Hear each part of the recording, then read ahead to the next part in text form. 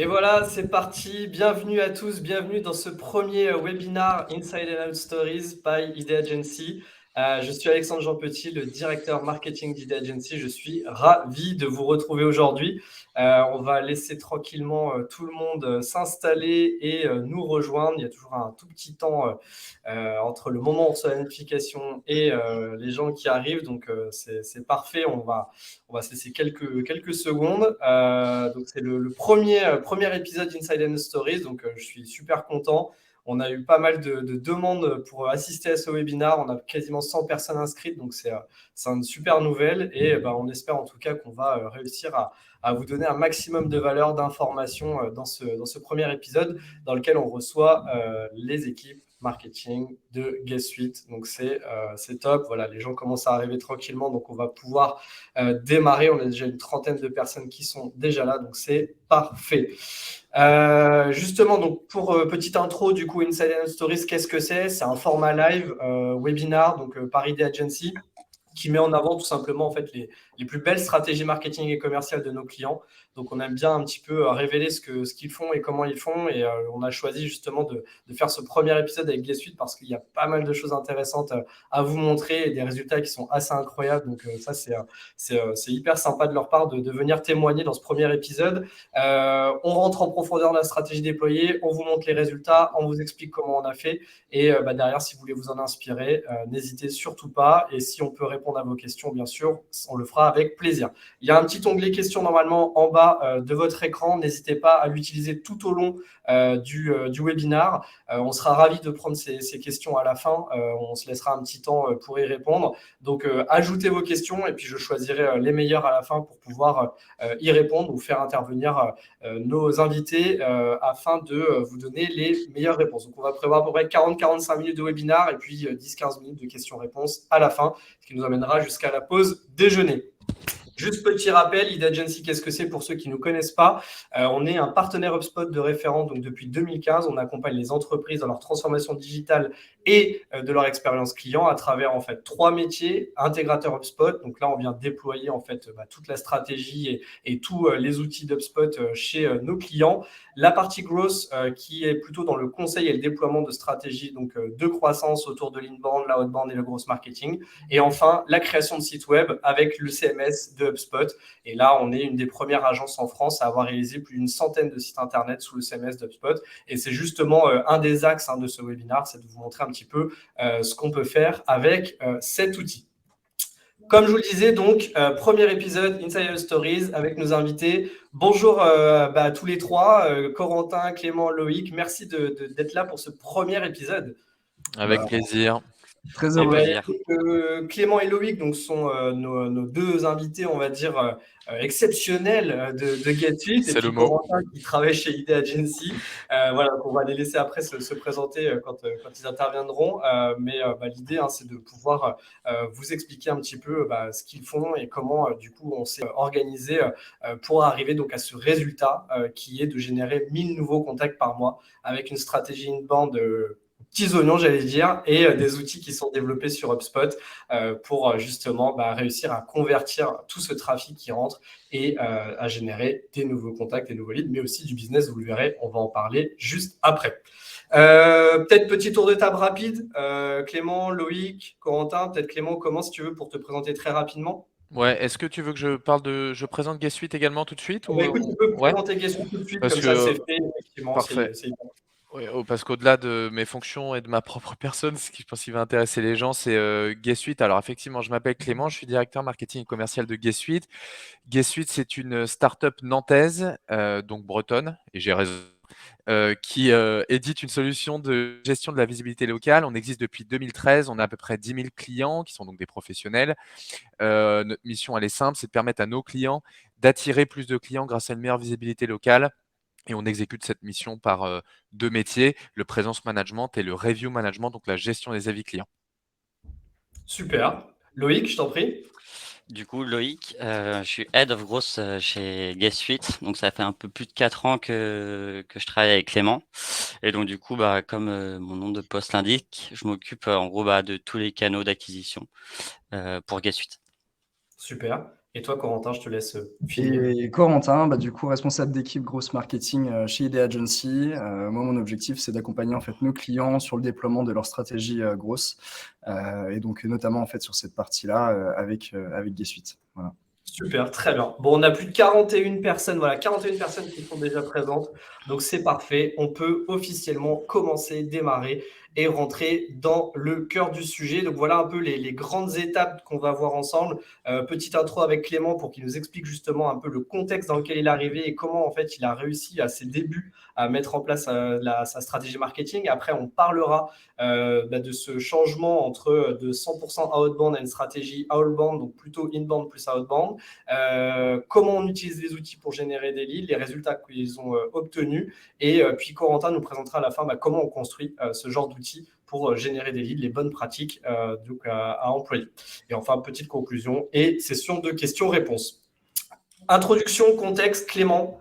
Ce qui était hyper intéressant quand on a préparé ce webinaire, c'est que tu m'as raconté un petit peu le contexte dans lequel tu es arrivé. Et j'aimerais bien que tu nous en parles rapidement pour qu'on comprenne bien la situation de G-Suite avant ton arrivée et ce que tu as mis en place en fait dans les premières semaines, les premiers mois suite à ton arrivée chez G-Suite.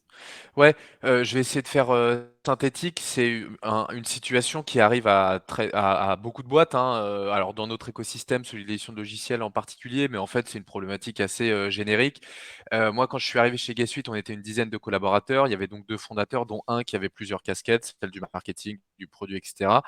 L'enjeu à ce moment-là, c'est de structurer le marketing. Quand moi j'arrive, l'activité commerciale de G-Suite, elle est 100% outbound. Et outbound, très outbound à l'ancienne. En gros, à l'époque, G-Suite accompagnait ses clients sur le sujet des avis clients uniquement dans le secteur du tourisme, hein. D'ailleurs, aujourd'hui encore, 50% de nos clients sont dans ce secteur. Et il y a un truc assez cool quand tu montes une boîte dans le secteur du tourisme qui s'appelle Atout France, c'est que la data est publique. En gros, en 5 clics, tu récupères les coordonnées de l'ensemble des hôtels, campings, résidences classées, non classées, etc. du pays, avec les coordonnées, mail, téléphone, etc. Donc la prospe, elle est assez évidente. C'est d'ailleurs pour ça qu'il y a beaucoup de startups qui naissent dans le secteur du tourisme, c'est que le go-to-market est assez évident parce que la data est publique. Donc en fait, c'était un peu ça, c'était des tableaux Excel, des sheets Excel sur lesquels les gens faisaient de la prospe dans le dur, etc. Et en fait, ça marchait plutôt bien parce qu'en fait, la vérité, c'est que le call, ça marche bien. Il suffit juste de bien le préparer, on en reparlera.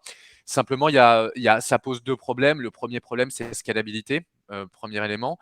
Même 3 problèmes. Le premier, c'est la scalabilité. Le deuxième, c'est un essoufflement mécanique des commerciaux. Donc, il y a une solution, hein, on peut changer de commerciaux tous les 2 ans, mais quand on veut avoir une aventure humaine autant qu'un business rentable, ça fonctionne pas, quoi.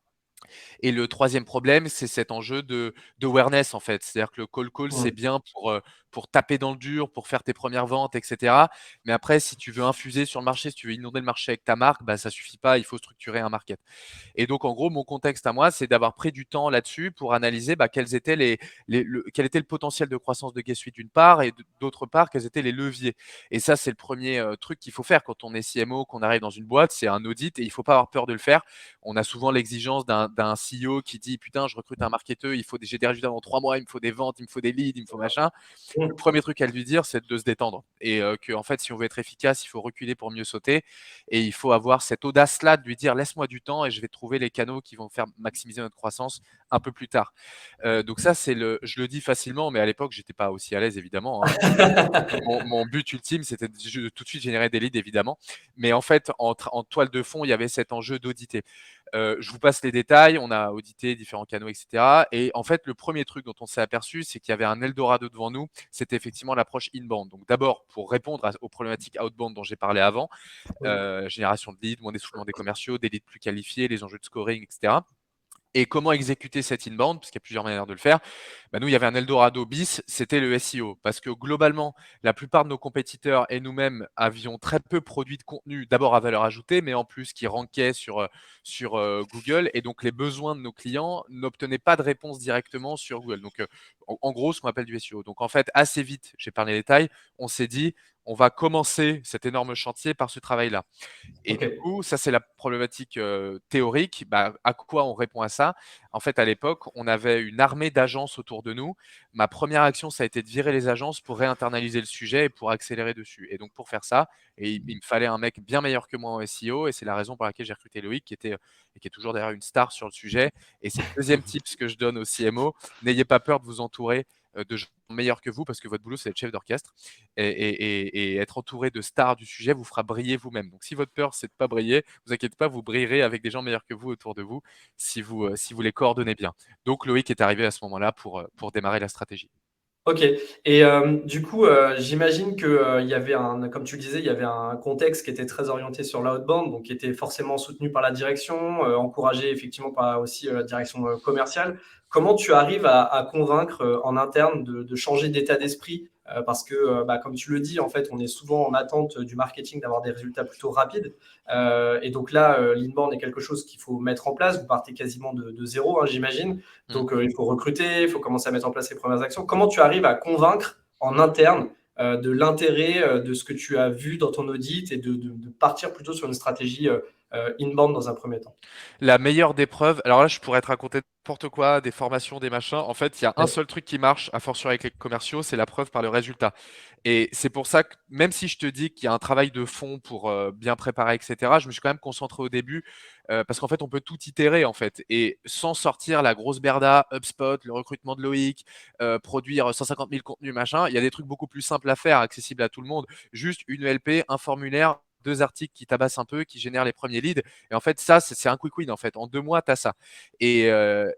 Sur ces 2, 3 premiers mois, on est déjà passé de 1 à 5 ou 6 leads par mois. Et en fait, il n'y a pas meilleur feeling pour un commercial que de voir son CMO, à fortiori dans une boîte de 10 personnes, ce qui permet l'approche humaine aussi, de rentrer dans son bureau et de lui dire: putain, ça y est, j'ai 2 leads pour toi, 2 leads chauds. Tu vois, ce résultat-là, avec 3 bouts de bois et une clémentine, c'est le meilleur élément pour leur dire: bah regardez, maintenant, si on investit, on a une stratégie hyper calibrée, on va faire comme ça, comme ça, comme ça. Regardez ce qu'on a fait avec 3 bouts de bois. Bah, en fait, tu dépiles. La seule manière de leur prouver, c'est le résultat. Et la deuxième manière, en fait, qui est corrélée à celle-là, en fait, c'est de ne pas être dans un marketing, en tout cas dans une stratégie trop bullshit, trop pensée, trop réfléchie. Il faut aller terrain et il faut expliquer aux commerciaux et aux autres quel est le bénéfice, à quoi ça leur sert directement. Surtout pas partir dans un délire auto-centré de j'ai vu Scalesia et Germinal parler de LP, de conversion, de machin, je veux faire pareil, je vais être une star du machin, on s'en fout complètement. La réalité, c'est comment je rends service à mes commerciaux et à mon équipe. Donc, si tu as ces deux éléments-là,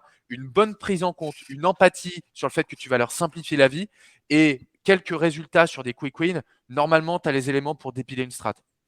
Ok, super. Et tu parlais donc justement de recruter des meilleurs talents. On sait qu'aujourd'hui, c'est un peu compliqué. Ouais, Comment tu as réussi à convaincre Loïc? Comment tu as j'en sais trouvé rien. les leads? Je crois que ça intéresse Bah, un peu les gens. En fait, c'est mon petit aujourd'hui, c'est miracle. comment tu arrives à recruter des meilleurs talents que toi? C'est mon petit miracle, Loïc, en l'occurrence, qu'en plus, à l'époque, accessoirement, j'étais à ce poste-là, mais j'avais 23 ans, donc pas une légitimité, une crédibilité et un background solide.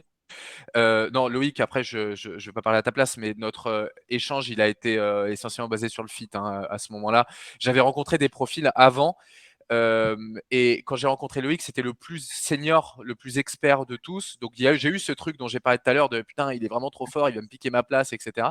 Et en fait, on a eu d'abord un fit humain. Ensuite, on a effectivement vérifié l'alignement autour de ses skills, etc. Et on a démarré. Mais après, c'est clair que c'est probablement l'enjeu le plus compliqué. Je discutais avec une boîte, ils ont mis 8 mois à recruter leur head of growth parce que c'est Mm. compliqué. Il y a aussi Mm. les enjeux de la REM, etc. Donc ça, j'ai pas la recette magique, j'ai pas cette Ok. prétention-là, j'en sais rien. Mais en gros, il y a 3 points: fit humain, vérification des skills et surtout alignement sur la vision. Est-ce que le mec ou la fille croit vraiment dans ce qu'elle va vendre dans cette boîte-là? Sinon, ça sert à rien de se battre, en fait. Ok, super, j'adore. C'est pragmatique, mais au moins c'est très très clair. Parfait. Bah écoute, ça donne un bon contexte pour démarrer du coup ce webinaire. Donc c'est hyper intéressant. On voit un petit peu dans quelles conditions tu es arrivé et c'est quoi les premières actions que tu as pu mettre en place. Ce que je retiens moi, c'est prendre le temps de poser le bon diagnostic, analyser toutes les composantes existantes, le marché. Tu m'avais parlé aussi beaucoup de ça hein, quand on a préparé. C'est vraiment regarder le marché, comment il réagit, les concurrents, ce qu'ils font, etc.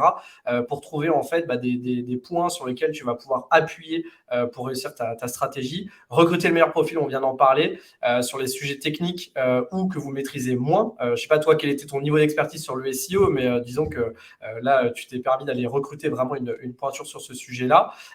Et puis, ce que j'adore, ce que tu nous as parlé, évidemment, c'est l'alignement sales marketing qui est très recherché par beaucoup de monde. Et je suis assez d'accord avec toi. On parle beaucoup de recettes, etc. Mais la réalité, c'est le résultat, la preuve par le résultat. Il n'y a que comme ça qu'on arrive effectivement à prouver que ce qu'on avance en termes marketing existe et qu'on n'est pas dans une stratégie purement bullshit, comme tu l'as dit. Et ça, c'est effectivement quelque chose d'hyper important aussi pour moi. Donc, totalement aligné avec toi sur ces éléments-là. Maintenant qu'on a le contexte, l'idée, c'est d'aller un petit peu plus maintenant en profondeur.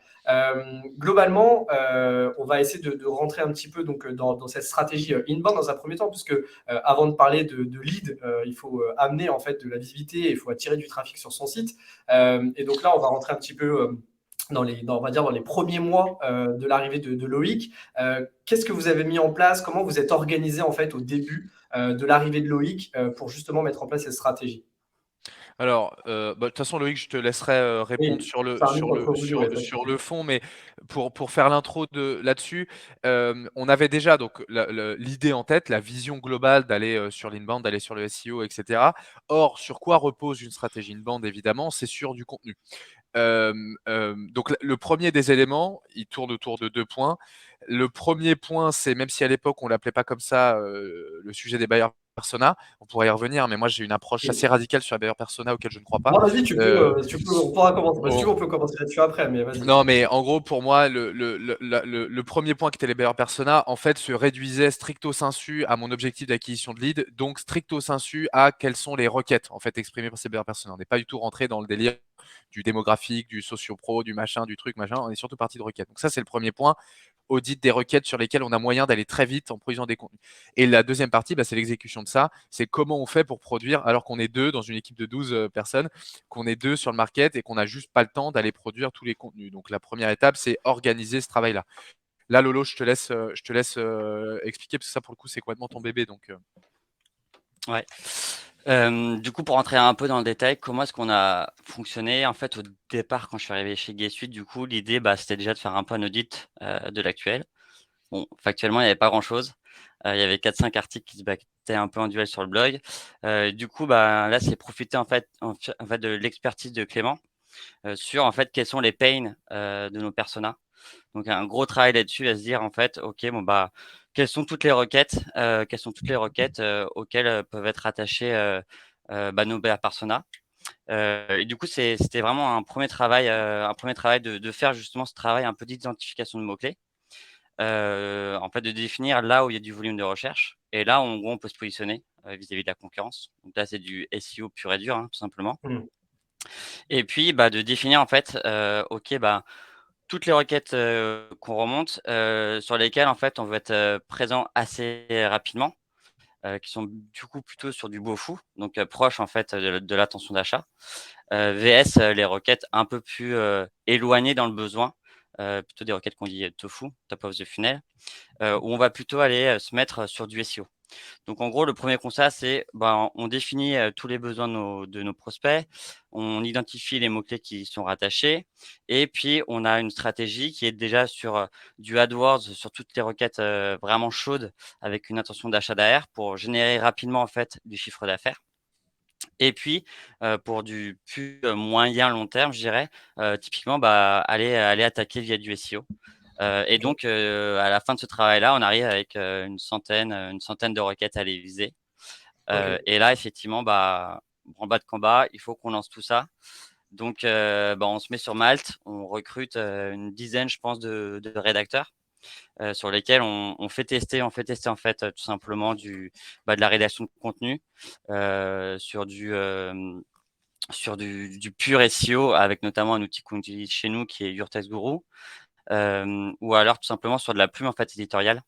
Et puis à la fin, on arrive à 3 rédacteurs qui collent en fait à ce qu'on veut.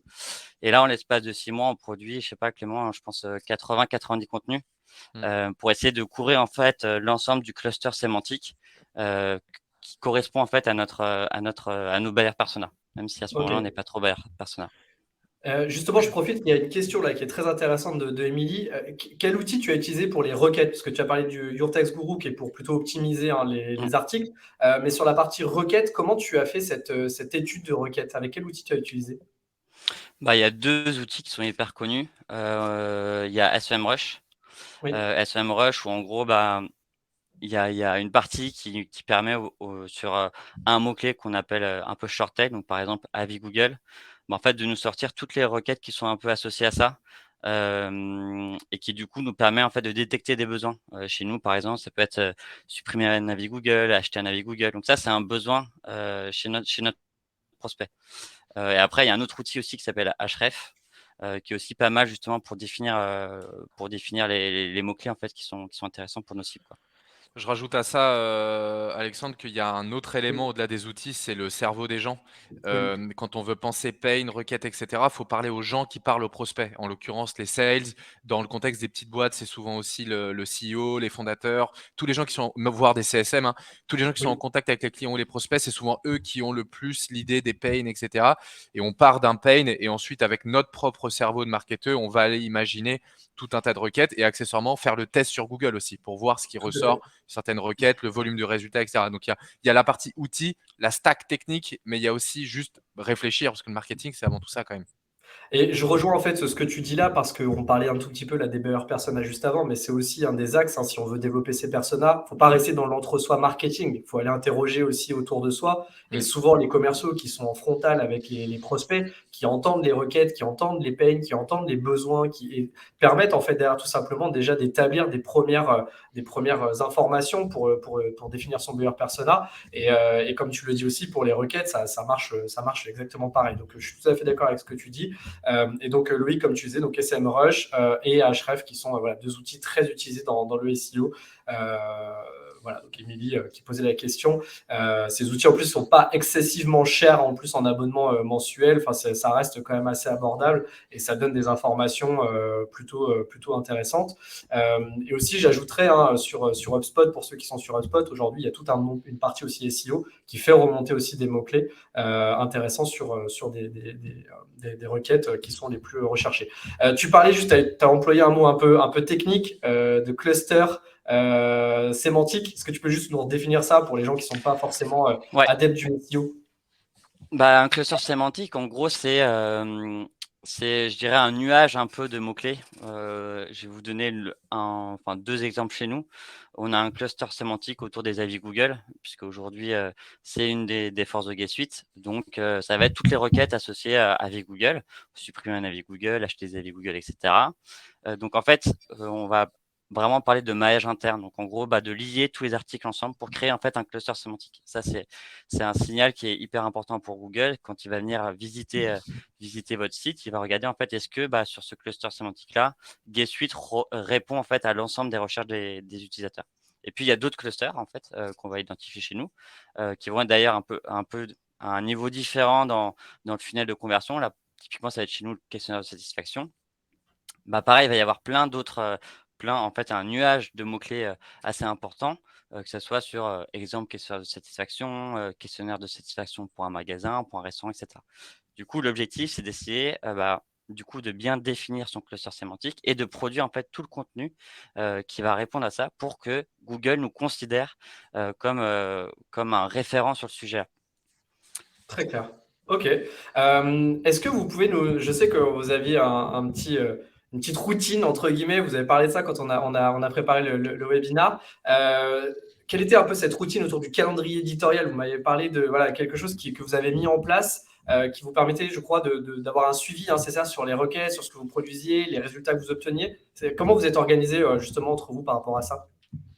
Bah, en fait, c'est une routine parce que c'était hyper ludique pour nous. C'est un jeu, on était en mode ruée vers l'or, conquête des nouvelles requêtes, etc.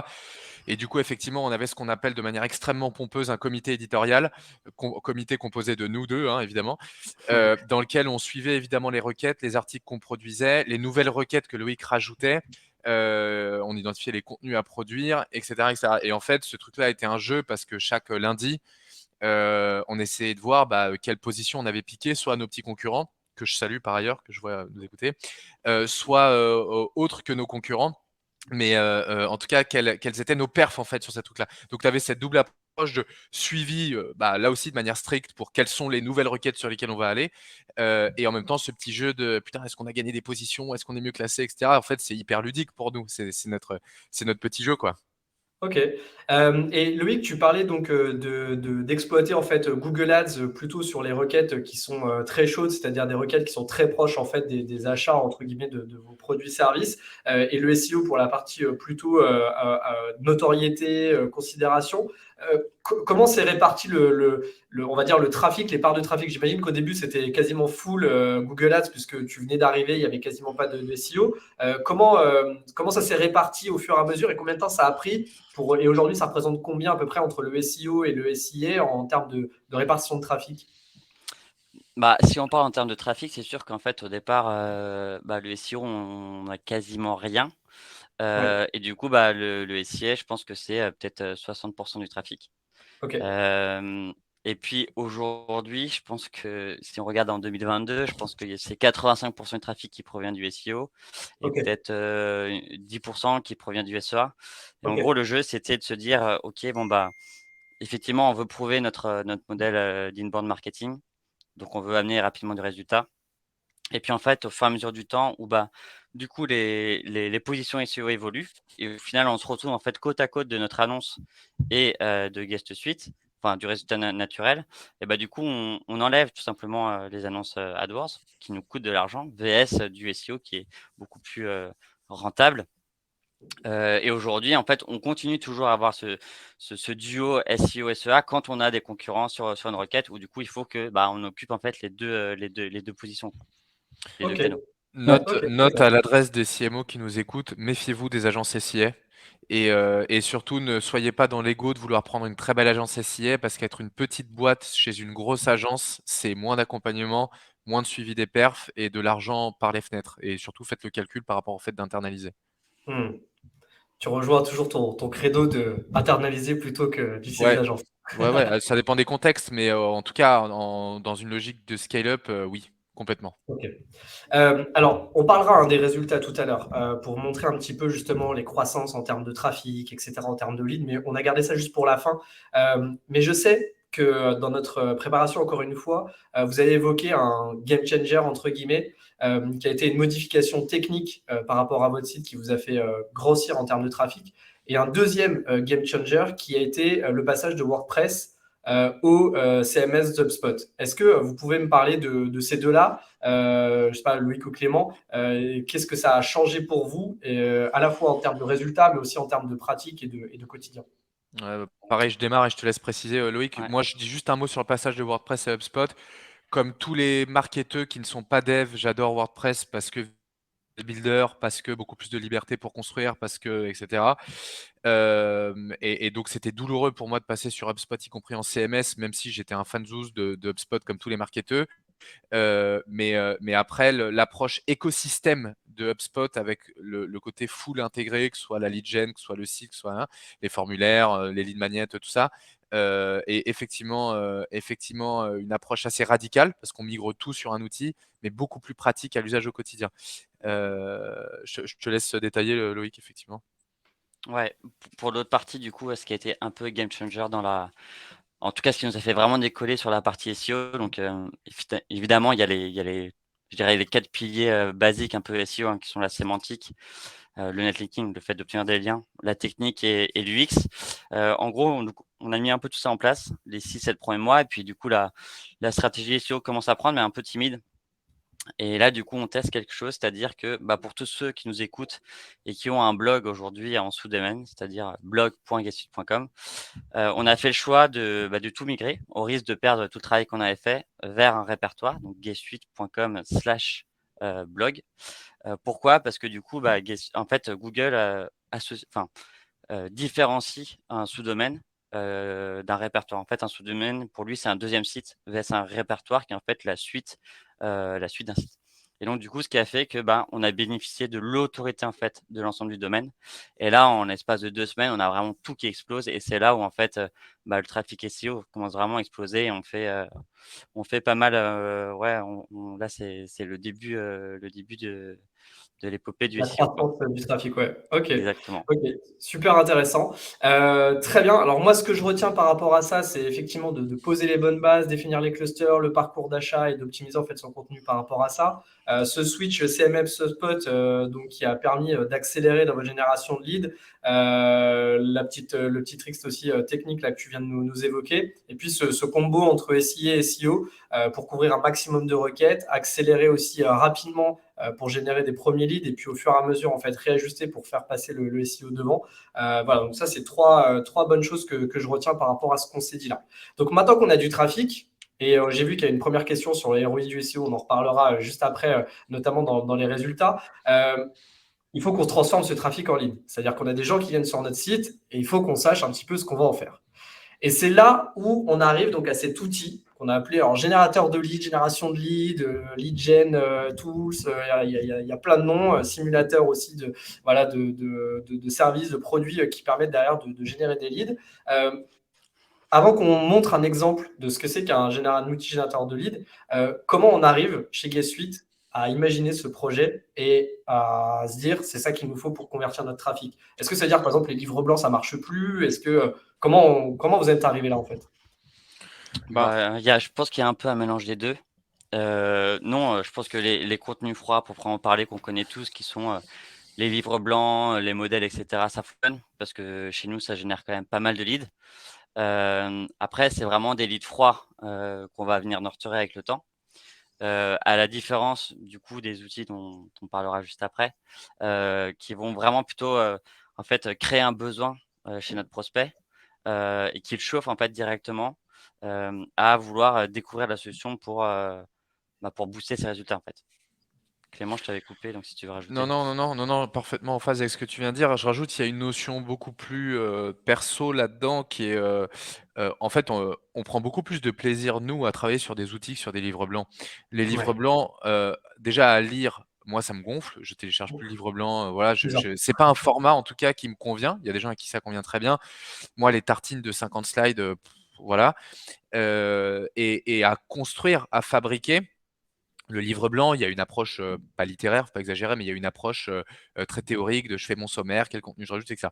Donc c'est bien, mais quand on a fait 3, c'est assez rapidement assez lourd. Alors que les outils, faut se creuser, faut penser pain, faut penser potentiel de désirabilité de cet outil, potentiel d'usage par l'outil, par les utilisateurs.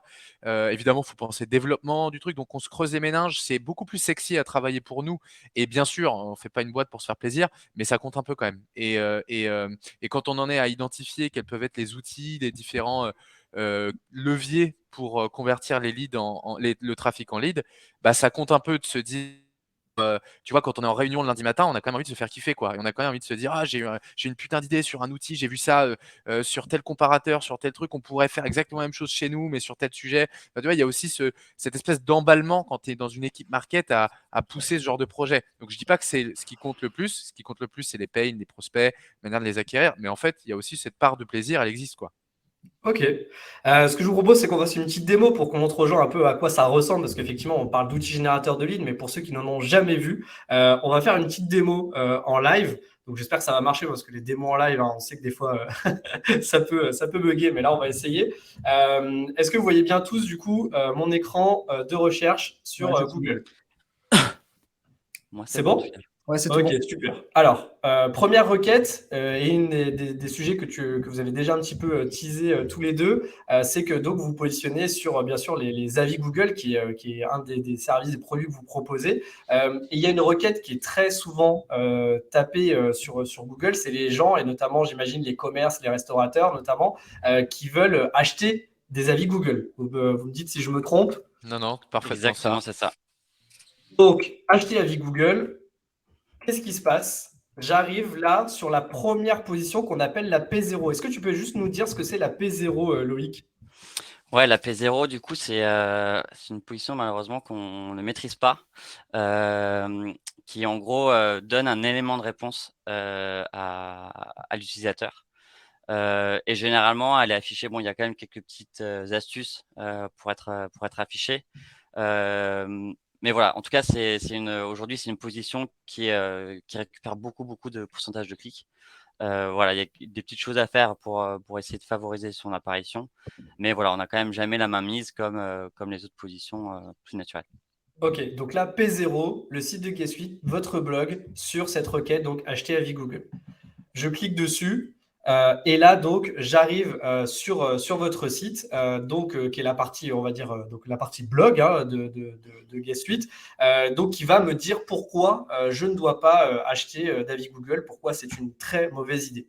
Et puis, si je suis en train de taper cette requête-là, c'est que je me pose des questions sur mes avis. Peut-être que je n'ai pas forcément des très bons avis sur Google. Et donc, je m'interroge un peu sur leur pertinence, sur leur qualité et comment je pourrais faire, évidemment, pour en avoir plus des positifs ou comment je peux peut-être aussi améliorer mon e-réputation par rapport à ça. Et là, ce que je vois, c'est que sur la droite, j'ai analysé vos avis sur Google en 2 clics. J'analyse mes avis. Et si je descends un petit peu aussi sur le site, je vais voir qu'à différents endroits, j'ai des call to action qui m'amènent vers différents autres contenus ou vers différents produits qui me sont mis en avant. Donc là, on a vu directement un livre blanc aussi. On a vu qu'on pouvait aller rejoindre aussi le produit que vous proposez. Et donc là, ce que l'on voit aussi, c'est j'analyse mes avis. Donc, je vais cliquer et donc j'arrive sur ce nouvel onglet qui est donc là le fameux outil générateur de leads dans lequel je vais pouvoir donc venir tout simplement comparer ma fiche Google à celle des concurrents. Donc là, en l'occurrence, on va faire un petit test avec Idea Agency. Je vais analyser notre établissement à nous. Je vais remplir mes petites informations. Donc, c'est là où c'est intéressant puisque derrière, en fait, on va pouvoir récupérer l'email de la personne. Mon établissement, donc Idea Agency, hop, que je retrouve ici. Ça va chercher directement dans Google l'information. Et puis, concurrent, là, en l'occurrence, on va mettre G Suite en concurrent, tiens, pour voir. Hop. Il veut pas citer ses concurrents, le malin. Et là, je vois qu'on a un très mauvais score. On a 8 sur 20 dans notre scoring par rapport à vos fiches. Et ce que l'on voit, c'est qu'on a un détail donc concrètement de notre note, le nombre d'avis, etc. Et on voit les choses qui vont bien. Donc, par exemple, qu'on a le numéro de téléphone, qu'on a le site web renseigné, le nombre de photos, les horaires. Notre note globale est plutôt pas mal. Par contre, on n'a pas beaucoup d'avis et surtout une mauvaise fraîcheur d'avis. Donc là, concrètement, on voit bien que on n'est pas au top. Et puis G Suite, ils sont meilleurs que nous forcément parce que du coup ils ont une meilleure note que nous et on pourrait C'est pas fou comparer. quand même. Hein. C'est pas vous, 1420 les gars. Les cordonniers sont toujours les plus mal chaussés. Voilà, exactement. Alors, donc ça, en fait, concrètement, donc c'est un outil, donc dans lequel en fait je suis venu chercher une information, je suis venu me renseigner un petit peu sur ça, et donc j'ai laissé mon email. Et donc je suis devenu, j'imagine, donc un lead chez vous de votre côté. Tu es devenu un contact à ce moment-là, Je suis devenu un précisément. contact. Ok. Et si tu as effectivement effectué d'autres actions, puisque tu nous as donné la donnée REN, hein, c'est-à-dire ton adresse mail qui va nous permettre de traquer l'ensemble de tes actions, y compris dans ta vie privée, non pas du tout, l'ensemble de tes actions sur notre site, etc. En fonction des autres actions que tu vas faire, on va te scorer et le niveau de scoring que tu vas avoir va te faire passer ou va te faire évoluer en fait de contact à lead, puis à MQL potentiellement jusqu'à ce que tu fasses une demande de démo. Mais après Ok. là, on aborde d'autres notions que sont le lead scoring et le nurturing qui interviennent Oui. entre les deux. Ok, donc là concrètement, on a du trafic, on a des gens qui ont fait une requête, qui se posent des questions, qui sont arrivés sur un article, ils ont lu cet article et ils se disent bah tiens, effectivement je pourrais comparer mes avis. Donc j'ai cet outil-là. Derrière, donc comme tu le dis Clément, donc je suis un contact pour vous. En fait, concrètement, aujourd'hui, est-ce que c'est le seul article qui va m'amener vers cet outil-là ou est-ce que, comme tu disais tout à l'heure, tu as un cluster autour des avis et à chaque fois, on va renvoyer vers ça? Ou est-ce que tu as défini un parcours client qui fait que tu te dis, là, on est quand même sur quelqu'un qui se pose des questions, donc il faut qu'on lui amène l'outil à ce moment-là. En fait, j'aimerais juste comprendre comment est organisé un peu votre parcours client et comment vous vous adaptez par rapport à ça entre vos contenus et le placement des outils à utiliser. En fait, il y a 2 façons de voir les choses. La première, c'est effectivement par cluster. On va pas en fait, pour chaque cluster, on va avoir, soit un outil, soit des contenus froids. Le but étant sur chaque cluster et sur chaque article d'avoir toujours en fait quelque chose à offrir, à notre lecteur, pour qu'on puisse le capter d'une manière ou d'une autre. Et puis après, tu parlais de parcours client, enfin du coup, parcours prospect plutôt. On a, Mhm. vraiment cette stratégie de funnel, le tofu, mofu, bofu, où on va pas avoir forcément, les mêmes outils, les mêmes contenus, qu'on va proposer en fonction, en fait, tout simplement de la maturité du prospect. Plus on va arriver vers le bofu, plus en gros on va avoir ce qu'on appelle nous des contenus décisionnels, pour vraiment en fait, en gros le verrouiller, pour le pousser à faire une demande de démo de l'outil. Plus il va être en haut du funnel, plutôt on sait qu'à ce moment-là, il est pas encore chaud forcément pour demander une démo. Il a besoin en fait d'être évangélisé sur, l'importance des avis ou des réputations et cetera, et du coup à ce moment-là, on va plutôt venir lui offrir un contenu à télécharger et puis le nurturer en fait dans le temps. Ok, très clair. Clément, quel rôle joue du coup d'avoir créé en fait tout ta stack marketing et commercial avec HubSpot par rapport à ces outils-là? C'est-à-dire qu'aujourd'hui, tu m'as dit, je suis devenu contact. Donc, est-ce que ça simplifie en fait le quotidien?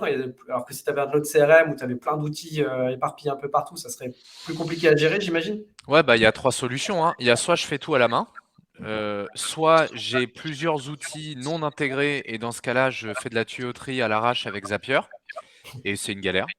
Mm. Soit j'ai tout d'intégré. Donc effectivement, c'est la troisième option qui est la plus pratique pour nous. Alors je le dis aussi, hein, ça dépend du niveau de maturité des boîtes qui nous écoutent, mais c'est aussi la plus onéreuse des 3 solutions. Donc il faut avoir itéré, réitéré et prouver son modèle, être relativement rentable sur ces différents canaux pour pouvoir investir là-dessus. Mais c'est clairement la solution la plus pratique parce qu'effectivement, le fait que tout soit intégré nous permet, de multiplier les automatisations, de multiplier les reporting, de multiplier les actions, de les faire beaucoup plus facilement, que tout soit intégré dans le cœur du recteur, c'est-à-dire sur notre site internet et cetera. Donc, c'est la solution la plus pratique mais qu'il faut, avoir en tête que ça a un coût, quoi. Ok, très clair. Justement, tu parlais de reporting, résultats. Assez incroyable quand même, moi, quand tu me les as envoyés, Loïc, je me suis dit: «OK». C'est, là, voilà, on est dans le concret, on est dans les chiffres. Je te laisse commenter. Du coup, comment en 4 ans, vous avez fait en gros x10 partout? Ouais, bon, du coup, je vais pas je vais lire un peu ce que j'ai écrit, mais Oui, oui, c'est ça, en oui. gros quand je suis arrivé en 2018, on faisait, 100 000, 88 000 sessions à l'année. En 2022, c'est 950 000 sessions. Donc là, Clément, effectivement, va dire: «On n'a pas atteint le million», mais ça sera fait l'année prochaine. C'est ma frustration On perso est ça. exactement. On est passé de 1 700 leads, donc ce qu'on appelle pro contact, hein, donc quelqu'un Donc moi, tout qui a à l'heure. téléchargé quelque chose. Ouais, exactement, à, 11 150 leads par an. Le plus intéressant, c'est surtout 244 MQL. Donc MQL pour nous, c'est Marketing Qualified Lead. C'est vraiment en fait quelqu'un, qui a volontairement demandé une démo de l'outil. Donc on a un taux de conversion en client derrière qui est vraiment fort. On est passé de 240, MQL à 2 280 l'année dernière. Et surtout, et ça c'est la donnée qui est importante, où du coup Clément a beaucoup parié au début, sur toute cette, stratégie en fait à mettre en place. Au départ, c'était 3 du chiffre d'affaires, en 2018 qui provenait du marketing. Aujourd'hui, on est passé à 83. Donc ça, c'est un peu les données, hyper globales, et puis si on rentre un peu après dans la partie aussi, un peu plus vraiment inbound, qui rentre vraiment dans notre stratégie de, OK, il faut qu'on soit présent un peu à tous les niveaux, du funnel de conversion. Du coup, les 2 outils, aujourd'hui on en a beaucoup plus, mais en tout cas les 2 outils qu'on a créés avec Idea Agency, entre 2021 et 2022, ils ont rapporté 740 leads, 52 ventes, et pour un total de, 138 000 € d'ARR. Sachant OK, que, les 2 outils entre eux ont même pas dû coûter plus de 10 000 € quoi. OK. Donc il y a un On va retour faire sur un retour sur investissement qui l'investissement. est assez colossal. OK, Sachant hyper que intéressant. 138 000 € d'ARR, c'est hors lifetime value, hein. Oui, Pour rappeler, on a un modèle économique qui est basé sur de la récurrence. Donc là, c'est plutôt 138 000 € de chiffre d'affaires qui est oui, évoqué. Mais en fait, on a une lifetime value, pardon, qui est environ de 4 ans. Donc en fait, techniquement, il faudrait multiplier par 4 le revenu récurrent que ça nous rapporte. tout à fait. Et donc ça, toutes ces informations-là, vous les avez grâce au reporting HubSpot. C'est là où vous avez du coup toute la remontée de données, qui vous permet justement de sortir ces chiffres-là, de manière, j'allais dire pas facile parce qu'il faut construire ses reportings, c'est voilà, c'est quand même un peu de comment dire, de jus de cerveau, mais derrière, vous arrivez forcément à avoir un suivi qui est beaucoup plus simple de ce que vous apportez en termes marketing dans le business. Et ça, j'imagine, Clément, encore une fois, là c'est plutôt au point de vue côté direction. Voilà, le marketing qui pèse, c'est toujours intéressant de le montrer, de le valoriser. Ouais, alors, pour un CEO, c'est jamais suffisant, hein, parce que les investissements sont importants et par contre, ces chiffres, ils pointent un autre sujet qui est hyper intéressant pour nous et qui est une piste de travail qui est celle sur laquelle on planche actuellement, hein. C'est, en gros, on est très content et ça fait du bien à l'ego de se dire: «On a tout pété sur l'acquisition». Par contre, sur 740 leads, on fait 52 ventes, ça fait 7 de transfo et c'est ridicule. Ouais. Donc en fait, notre sujet est moins je dis pas qu'il y a un plafond de verre sur le SEO parce qu'on a toujours des nouvelles requêtes en fonction de nouvelles offres, et cetera. Mais notre sujet est moins dans la conquête SEO, conquête trafic, plus dans l'optimisation de l'existant.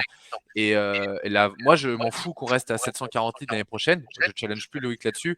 Par contre, j'aimerais bien que ces 740 leads soient encore plus qualifiés et qu'on fasse plus 52 ventes, mais 150 quoi. C'est ça Ok. notre sujet. Ok, très clair. Après, vous êtes à un niveau effectivement de maturité, là, pour le coup, qui est bien avancé maintenant pour arriver à ce genre effectivement, de réflexion et d'envie à terme. Mais en tout cas, là, sur la mise en place de la première stratégie, on voit que les résultats sont assez incroyables. Bon, il y a pas mal de questions, donc on les prendra après. Je voulais juste du coup revenir sur les 3 points moi, que je retiens par rapport à ce qu'on vient de dire là. L'outil générateur de lead, donc ça serait plutôt dans une logique bas tunnel, c'est-à-dire que là, on voit concrètement qu'on a des gens qui sont plutôt chauds, plutôt intéressés, VS un livre blanc. Proposer tout au long du parcours client avec des CTA différents, les approches entre livre blanc, guide, etc. Et outils. Et puis derrière, on a une question d'ailleurs par rapport à ça, donc on y répondra juste après, sur la partie nurturing, c'est-à-dire comment j'alimente en fait mon contact pour le faire progresser dans son parcours d'achat et l'inciter à aller découvrir d'autres contenus et puis bien sûr à l'inciter à découvrir nos offres. Et ça, il y a une question là-dessus, donc on la prendra juste après. Maintenant, pour terminer sur cette partie-là, je vais laisser la main à Corentin, donc qui est en charge chez Idea Agency en fait de tout le pôle growth chez nous et qui accompagne du coup Guest Suite et qui est justement là pour nous présenter en fait comment on crée en fait un outil avec notamment le CMS HubSpot. Donc je te laisse la main, Corentin, à toi de jouer. Allez, c'est parti. Et ben oui, effectivement, en fait, le CMS HubSpot, en fait, d'HubSpot, on connaît surtout le CRM. C'était vraiment la brique originelle. Et puis, en fait, le CMS est venu derrière. Donc, très connu pour le CRM, mais un peu moins pour le CMS. Et pourtant, en fait, c'est ce qu'a dit aussi Clément, ça permet la création d'un site web qui va être évolutif et où on peut en fait l'utiliser. Enfin, les équipes marketing peuvent vraiment le prendre en main et le modifier, le faire évoluer de façon intuitive. Et puis, en fait, le gros avantage, c'est que ça intègre toutes les fonctionnalités marketing HubSpot, que ce soit les CTA, les formulaires, les emails, etc. Donc, en fait, vous avez vraiment votre brique CRM et votre site. Les deux sont liés. Et donc, du coup, vous avez un site qui peut directement, en fait, faire de la lead gen et capter, en fait, ces leads-là directement sur votre CRM et après mettre en place des logiques de lead scoring et de nurturing pour les faire progresser. Donc, c'est vraiment un gros avantage. Et aujourd'hui, en fait, on a 90%, enfin, voire même plus des clients, en fait, qu'on accompagne sur HubSpot qui ont leur site sur le CMS HubSpot. Alors, qu'est-ce que c'est un outil de lead gen? On en a vu un, on va en voir un peu d'autres après, mais petite définition, pour nous, en fait, c'est un outil en ligne gratuit qui va permettre à l'utilisateur d'obtenir des informations à valeur ajoutée. Ça, c'est vraiment important de l'avoir en tête quand on se lance dans un projet comme ça, contre le renseignement de quelques informations personnelles. Voilà, forcément, il faut qu'il paye un petit peu avec ces données. Pour nous, en fait, il doit être facile à utiliser. Là, il y a vraiment en fait une partie d'UX qui est à prendre en compte. Être attirant visuellement. On a beaucoup de data en général à présenter de manière assez succincte et notamment en responsive en fait sur mobile, c'est un vrai enjeu.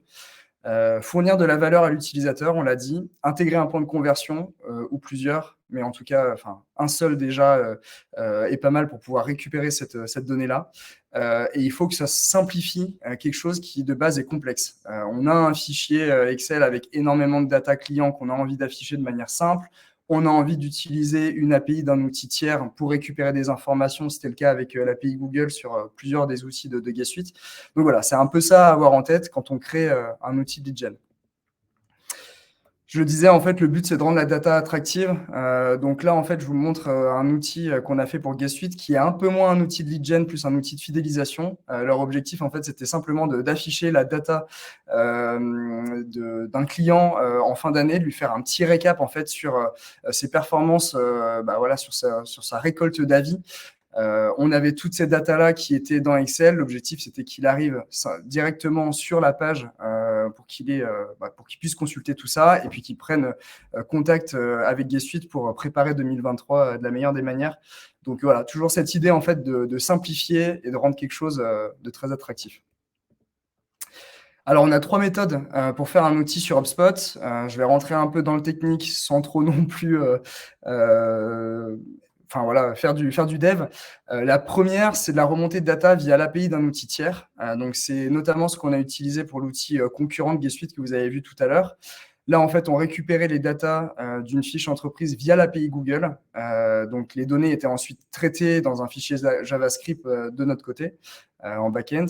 On calculait les notes, on filtrait les datas et on venait mettre une petite couche d'informations supplémentaires. Donc, typiquement, en fait, les notes, à partir du moment où on avait une note qui était mauvaise, eh bien, on vient lui mettre une couleur rouge, une bonne note, une couleur verte, etc. Donc, ça, c'est la première méthode. On utilise un outil, l'API d'un outil tiers. La deuxième méthode, un petit peu plus simple, c'est de remonter de la data uniquement via un formulaire. Donc là, ce tool-là, c'est un outil de calculateur d'avis G Suite. L'objectif, c'est simplement que une personne qui a une certaine note et qui a un objectif d'atteindre une note de 5, par exemple, elle a envie de savoir combien d'avis combien d'avis ultra positifs elle doit avoir pour atteindre cette note de 5.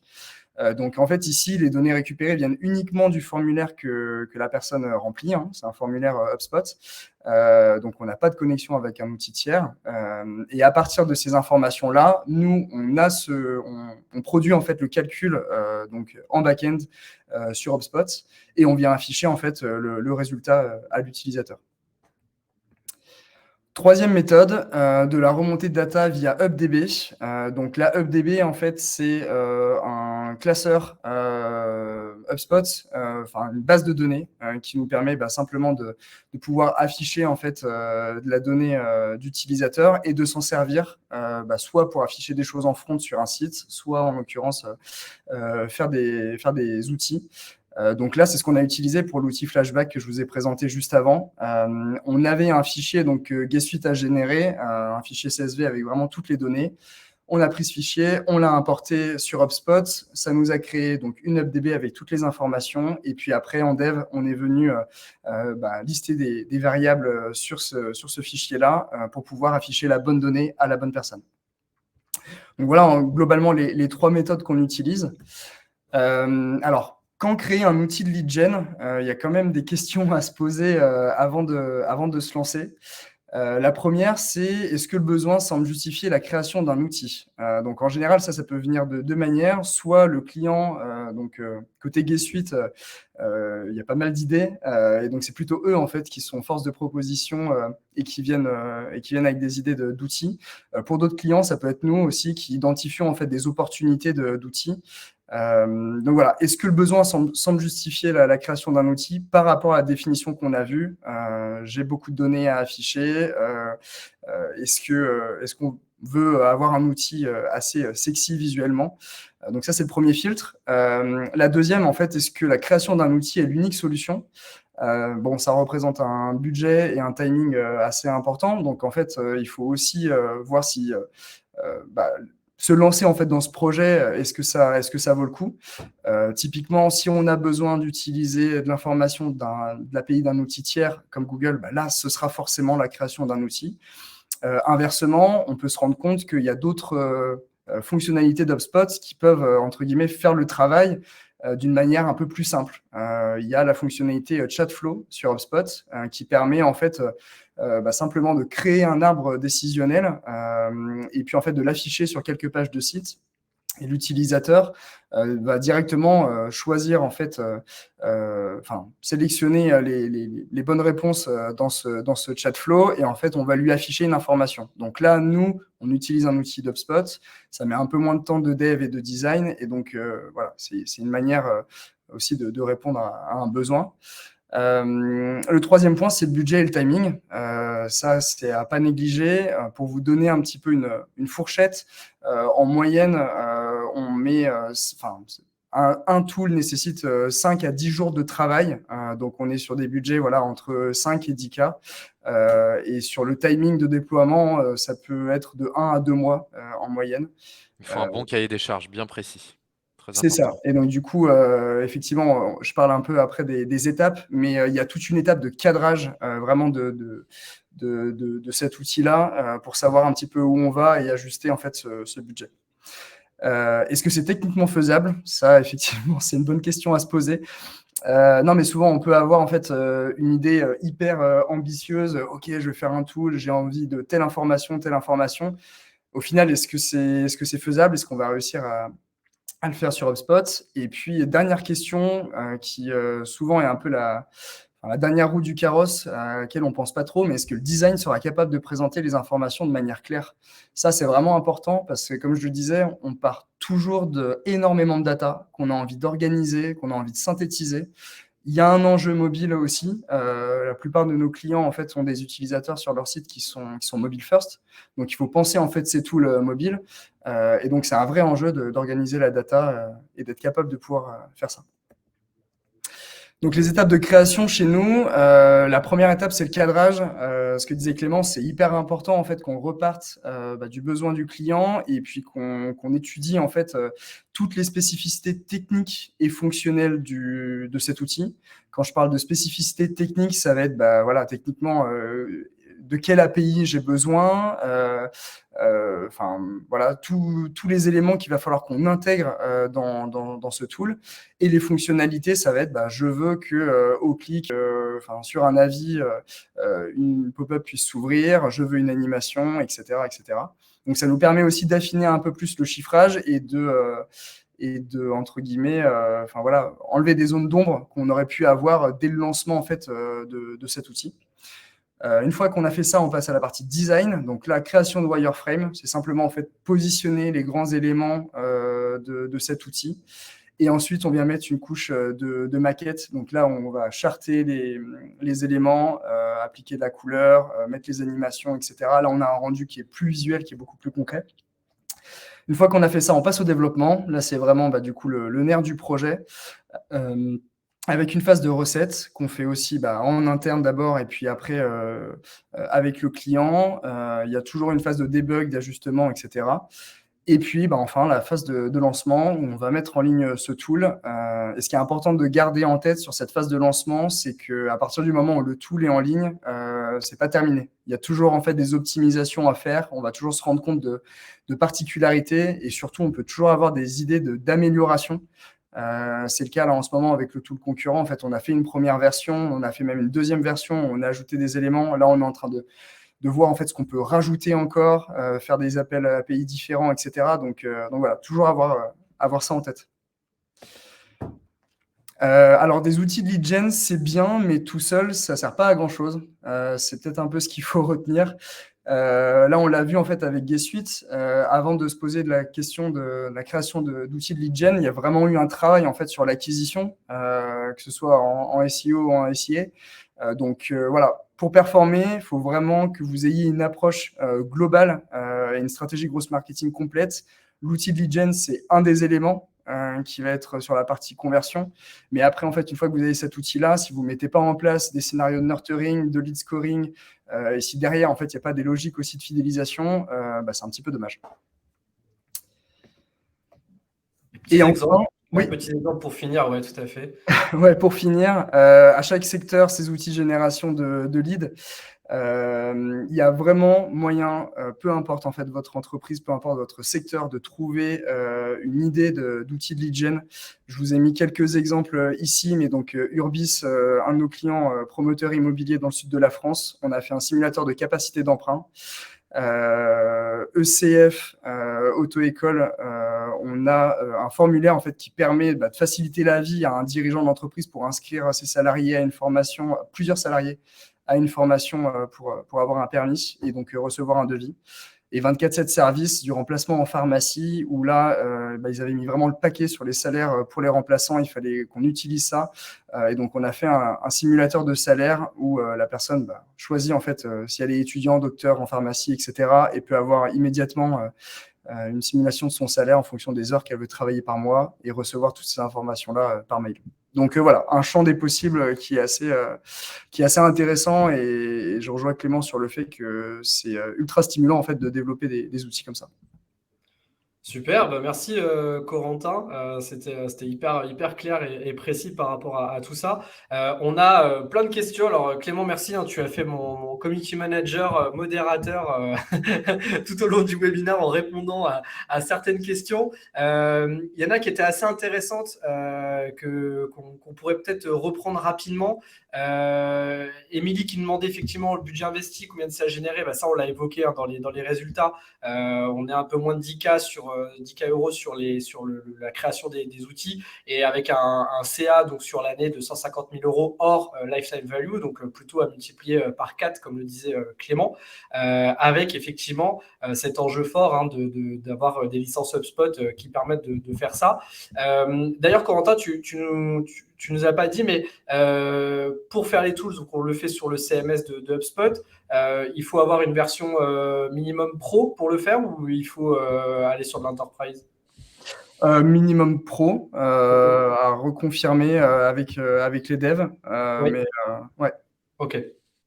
Très bien. On a parlé aussi du coup de nurturing. Donc ça, il y a une question aussi qui est revenue là-dessus. Est-ce qu'on peut rapidement du coup évoquer, peut-être Clément ou Loïc, qu'est-ce qui se passe après là que je suis devenu contact? Est-ce que je vais recevoir des mails dans les prochains jours? Est-ce que vous allez me proposer d'autres contenus? Très rapidement, en fait, qu'est-ce qui va se passer pour moi en tant que contact? Ça va dépendre un peu de ce qu'on a téléchargé, mais pour répondre à la question, nous, on va envoyer à peu près 5 mails avec en gros, pendant 3 mois, pour pas non plus trop solliciter, mais pour quand même rester présent dans la tête de notre prospect, surtout que c'est un moment où il est plutôt engagé. Et en fait, le but, c'est de l'évangéliser. Donc, en gros, en fonction de là où il se situe dans sa buyer journey, lui envoyer en fait les contenus qui vont justement le pousser à évoluer en termes de maturité. Donc, ça peut être des articles de blog, ça peut être des études de cas qui fonctionnent très bien, parce que là, du coup, on va rassurer notre prospect en lui permettant en fait de se projeter avec G Suite. Et puis encore une fois, les tools, tous les outils en gros qu'on leur met à disposition, ça vient en fait créer chez eux un besoin ou alors confirmer leurs besoins, pour les pousser justement après à vouloir tester la solution. Et c'est comme ça du coup qu'on arrive à nurturer. Donc, en fait, en fonction de chaque contenu qu'on a téléchargé, ou même sur des deals qu'on a perdus, en fonction de la raison dont on les a perdus, on va venir les nurturer avec différents justement chaînes d'email, pour tout simplement pour venir résoudre son pain principal, quoi. Ok, très clair. Une question de Clément qui est très intéressante. Ouais. Par rapport, tout à l'heure, on évoquait le CMS et le game changer pour vous par rapport à ça dans le SEO. Force et faiblesse par rapport au SEO du CMS HubSpot. Si vous pouvez toucher 2 mots là-dessus. Ouais, je peux de mon côté. Alors dans ce qui est très bien chez WordPress, c'est du coup que c'est un CMS où en gros tout est possible en fait, on peut rajouter les plugins qu'on veut et cetera. Donc on n'est pas vraiment entre guillemets «dépendant» d'une agence, et puis du coup, il y a plein de plugins SEO qui sont dispo, pour les données enrichies, pour le cache et cetera. Donc il y a vraiment plein de choses qui sont disponibles. Donc ça, je dirais que c'est un peu le plus. Après sur tout le reste, sur le volet sémantique, le volet, d'autorité, user experience. Le volet technique aussi, je pense, Loïc, la question de Ouais. Clément, elle repose Oui, c'est là-dessus.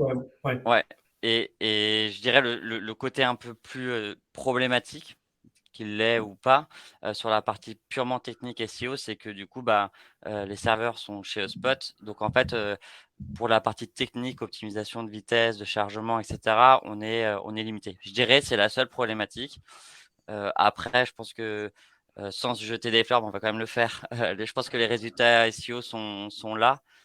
Aujourd'hui, on est sur HubSpot, et on se bat aujourd'hui contre des très gros, hein. Ça peut même être Google, et on est quand même leader sur la partie SEO en ayant un CMS qui soit pas sur WordPress. Donc voilà, si on est vraiment un gros acteur et qu'on va se confronter par rapport à des gros mastodontes, ça peut peut-être jouer un peu parce que du coup, le volet technique sera forcément moins bon que chez les concurrents. Mais globalement, je vois pas d'énormes différences, quoi. Ok.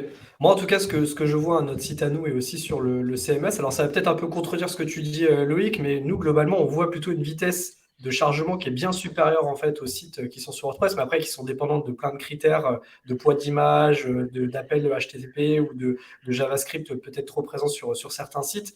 Mais en tout cas, de notre côté à nous, on a eu un vrai, nous on voit un vrai différence en fait dans notamment l'affichage des pages qui est extrêmement rapide avec un côté technique derrière qui est plutôt léger, j'ai l'impression. Et puis, ce qui est intéressant aussi, c'est après toute la partie de la création en fait du site, des pages, des articles, etc., où il y a une facilité derrière avec du drag and drop en fait de différents blocs qui permet d'aller très vite en fait dans la construction de son site et de ses pages. Et le lien qui est fait avec toute la brique marketing de HubSpot derrière, qui est beaucoup plus simple, qui permet d'avoir des parcours clients beaucoup plus clairs et surtout de pouvoir mieux monitorer tout ce qui se passe sur le site. Oui, Ouais, By the way, pardon, vas-y, Eric, Voilà. vas-y. Ouais, Vas-y. juste, il y a aussi pas mal de trucs qu'il y a en plus sur HubSpot qu'on retrouve pas sur WordPress. Mais typiquement, on sait aujourd'hui, pour ceux qui travaillent un peu sur le SEO, l'importance du maillage interne. Et il y a notamment des briques sur HubSpot, sur la partie CMS qui permet en fait vraiment d'optimiser ce côté-là. Et ça, Oui, c'est pas quelque chose qu'on va retrouver chez WordPress. tout à fait. Donc, c'est un gain de temps assez colossal parce que sinon, on Mm. doit passer sur des outils comme Screaming Frog, etc. Donc voilà, encore une fois, sur la partie sémantique, je dirais plutôt que HubSpot est pour moi supérieur à WordPress. Ouais, vous pouvez Ok. même matérialiser vos clusters de contenu directement sur HubSpot. Et puis après, quand on crée du contenu, il y a une partie en fait outils SEO qui vous permet de voir si toutes les bonnes pratiques SEO sont respectées au niveau du balisage, etc. Donc, ça permet de faire un petit check aussi en live quand on crée du contenu qui est assez appréciable. Autre question, est-ce qu'on a déjà testé un outil sans demander les coordonnées des utilisateurs? Est-ce que ça peut avoir un intérêt? Juste avant de répondre à ça, je voulais juste redire un truc à Clément. Pardon, excuse-moi Alexandre. Pour Clément, 2 points. Le premier, c'est qu'il n'hésite pas à nous appeler s'il veut faire un comparatif WordPress HubSpot. On se rendra dispo sans aucun Cool. problème. Et la deuxième chose, c'est qu'à l'inverse, s'il nous appelle, moi, ça fait très longtemps que je veux bosser avec ta boîte, Clément. Donc, si on peut s'appeler au passage, ça peut être très cool. Ah, voilà, Voilà, on fait du networking voilà, directement dans le webinaire, absolument. c'est beau ça. Du coup, donc, est-ce qu'on peut faire des tools sans demander l'email? Est-ce que c'est intéressant? Est-ce qu'on peut faire des choses sans demander d'email en fait? Est-ce que ce tool générateur de lead peut quand même exister? Bah, on l'a fait notamment avec le calculateur d'avis chez nous. Ok. On va pas demander l'email parce que là, c'est purement de la conversion. Donc on va Oui. vraiment plus s'en servir dans nos chaînes de nurturing. En fait, de toute façon, on a déjà le contact à ce moment-là. Donc ça va Mm. plutôt être pour, rassurer ou peut-être même faire un peu peur au prospect, sur les besoins futurs qu'il aura. Donc, oui, on a des outils, sans demander d'email, mais dont on va plutôt se servir une fois qu'on a déjà des contacts. Ouais, il faut Ok. truffer la landing page d'autres signaux qui permettent d'emmener vers la conversion, en fait, d'autres outils, d'autres guides, d'autres choses comme ça, ou alors avoir une marque très très forte qui Mm. fait que les gens sont venus là et reviendront quoi qu'il arrive. Très clair. Allez, je prends les dernières questions. C'est que je vois beaucoup de questions sur WordPress, que j'ai l'impression que du coup, on peut rien faire avec WordPress. Si, on peut faire des choses avec WordPress, il n'y a pas de souci. Il y a des millions de sites. Je ne sais pas combien c'est ce que représente le CMS HubSpot dans le monde en termes de sites, mais c'est colossal, hein. C'est le premier CMS au monde en termes de sites. Donc, il n'y a aucun problème. Les boîtes peuvent faire de la lead gen. On peut créer des landing pages sur HubSpot et les mettre sur son site sans problème, faire des formulaires et les mettre sur son site WordPress, il n'y a aucun problème. Le lien se fait très bien. Simplement, ce que l'on dit, c'est que quand on arrive à créer tout un écosystème en fait autour de HubSpot, on se simplifie le travail. On a une vue qui est beaucoup plus intéressante aussi et on profite en fait de fonctionnalités qui sont très compatibles versus effectivement des fois WordPress qui va être quelque chose d'autonome de son côté et donc tous ces outils marketing, ça stack marketing à côté aussi qui n'est pas forcément basé sur les mêmes critères ou les mêmes enjeux. Donc voilà, donc il y a quelque chose en fait qui permet de créer un écosystème qui simplifie le travail des marketeurs, mais on peut très bien faire de la lead gen avec n'importe quel type de site et même aujourd'hui je vois beaucoup de monde passer sur du no-code, Webflow, etc. et qui arrivent très bien aussi à connecter leur stratégie de lead gen avec HubSpot ou d'autres CRM, il n'y a aucun problème.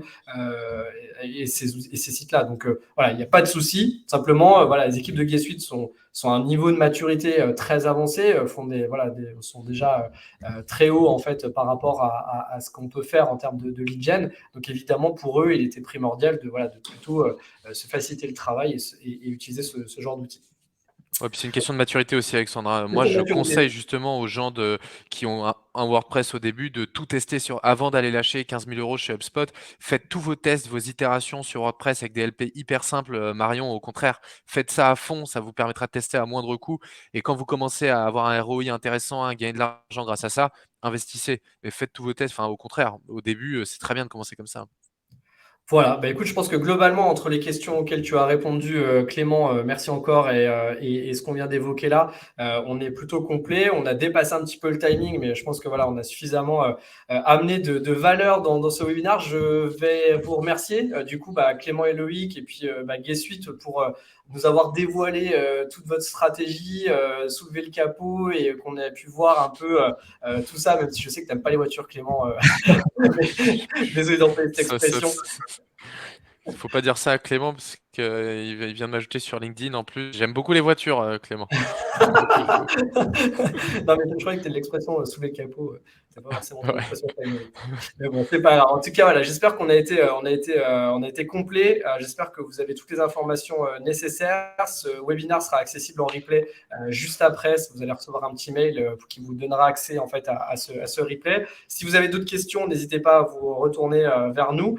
Merci Corentin, toi aussi, pour nous avoir apporté ton expertise sur la création de tools. Si vous avez envie d'en créer un, outil lead gen, n'hésitez surtout pas. On sera ravis de répondre à vos questions et de travailler avec vous sur ces projets-là. C'était le premier épisode d'Inside Out Stories. Il y en a d'autres à venir. On vous posera la question aussi dans les prochains jours pour savoir un petit peu ce que vous en avez pensé et ce que vous aimeriez découvrir d'autres chez nos clients, parce qu'on a plein de sujets très, très différents. Mais je vois que le nurturing était un des sujets qu'on pourrait aborder. Et ça, on a des très beaux cas là-dessus, donc ça peut être intéressant. Il y a des questions.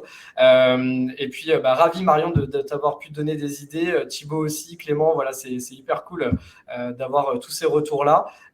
Merci à tous les trois. Je vous dis à très bientôt. Et puis, allez-y, allez générer des leads. Merci à vous. Allez, merci. Ciao, Ciao. merci. À Au bientôt. revoir. Ciao. Ciao.